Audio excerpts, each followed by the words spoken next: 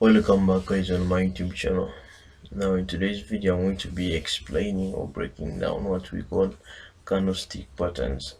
Now for those who have a little bit confusion about the candlestick patterns in forex, I think this is the right video you're going to be watching for you to understand or differentiate between different candlestick patterns. Now if you are watching this video and you haven't subscribed, I think this is the right moment for you to subscribe and like this video, plus commenting down the description what you have learned from this video or which content would you like us to make in the nearby future. For the broker we recommend you to sign up an account with Infinox Capital because it's the reliable forex broker we recommend you to use at the moment. Now without wasting time, I've already opened up my notes here.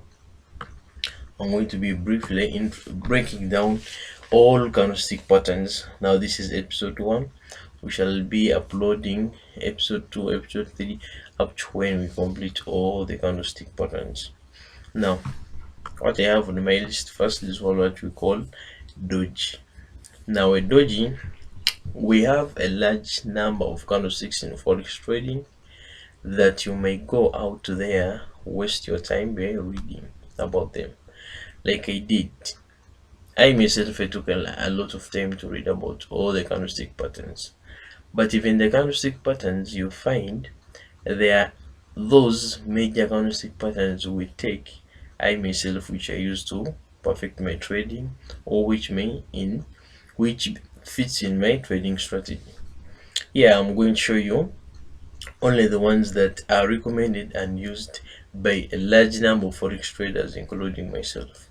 Most important candlestick in forex trading, please note that I'm going to start by showing you the bearish candlesticks.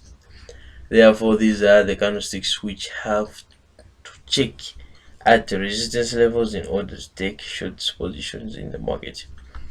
So I'm going to be breaking down all candlestick patterns now, but in today's video I'm going to be explaining what we call a doji. Now a doji is a small formation of a candlestick pattern. That means the price can open and close and the same price.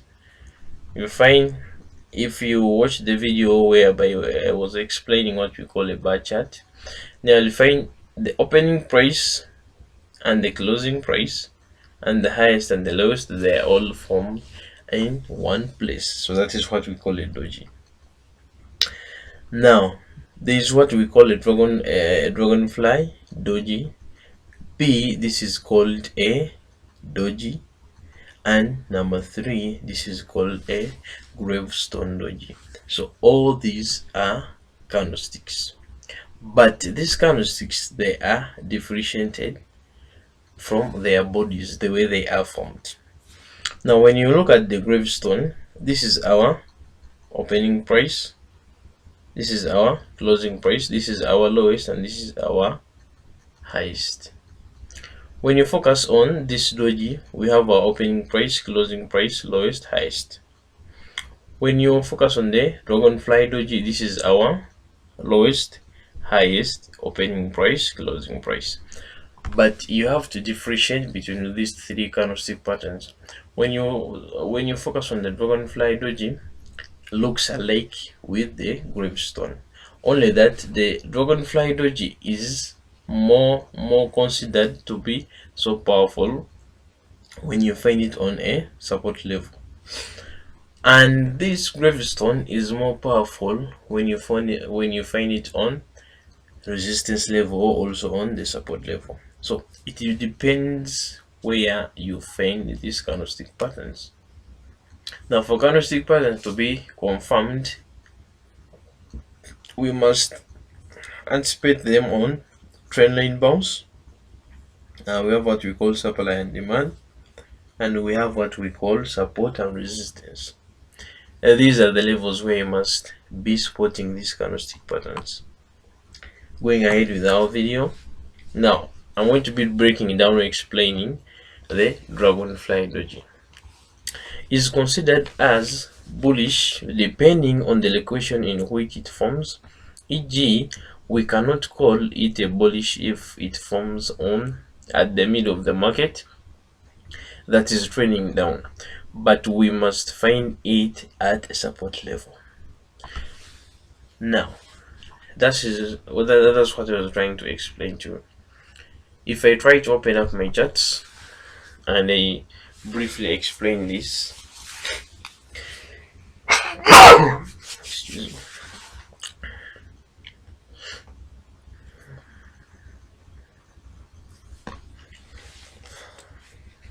I'm waiting for my software to open up, then I show you this thing practically. Now let me try to zoom out. I see we have a good example of a doji. Now do you see this? This is our support level. Let me try to highlight it. This is our support level. Now remember, we have just read here that on our support level is where you must anticipate to find this dragonfly doji. Now that means if I try to get back to my charts, I can clearly see that we have a dragonfly on our support level. Let me try to zoom out again.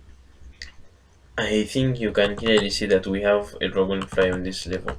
Now this candlestick pattern is mainly effective when you find it on a support level. Are we together, guys? Now the second candlestick pattern, that means if you find it on a support level, mainly take or consider starting from the higher time frame, which is hour 4, scrolling down to the lower time frame. That's where you must be spotting these candlestick patterns. From the higher time frame to the lower time frame. What I have second on my list is what we call a doji. A doji is considered as bullish and also bearish depending if it forms on the support or resistance level. Now when you find a doji, let me go back. Doji is a candlestick pattern whereby when it is formed, it can either be on a support level or it can either be on a resistance level.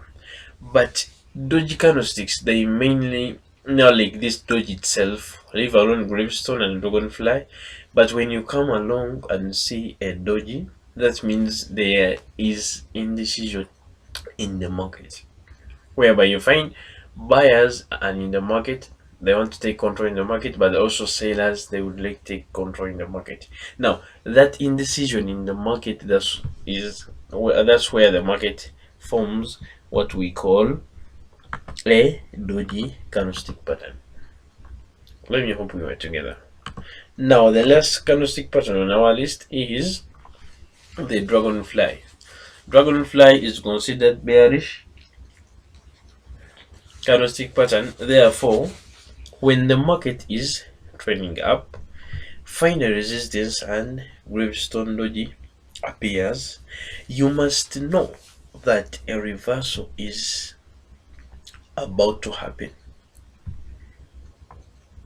I'm on my resistance level. Remember this example I gave you last, it was on my support level.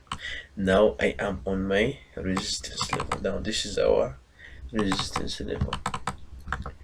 Now this resistance level, they have told us to look for a gravestone doji. This is our last example. Now the gravestone doji is sort of like a shooting star, but it's also a candlestick pattern. Now if you get a dodging stone, a gravestone I mean, on this resistance level, that means the prices have to drop all the way from this resistance level, dropping down to the support level. Now the main issue, if you want to master candlestick patterns, is mastering where you're going to find this candlestick pattern. I told you consider them on trend line bounces. It can be a support trend line or a resistance trend line. The second thing is on supply and demand levels, and the third thing is on support and resistance levels.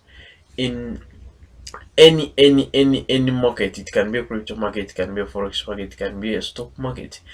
When you find this candlestick pattern or these areas I've mentioned below, just wait for a confirmation and enter a trade from that moment. So let me hope I've tried to share some valuable information with you.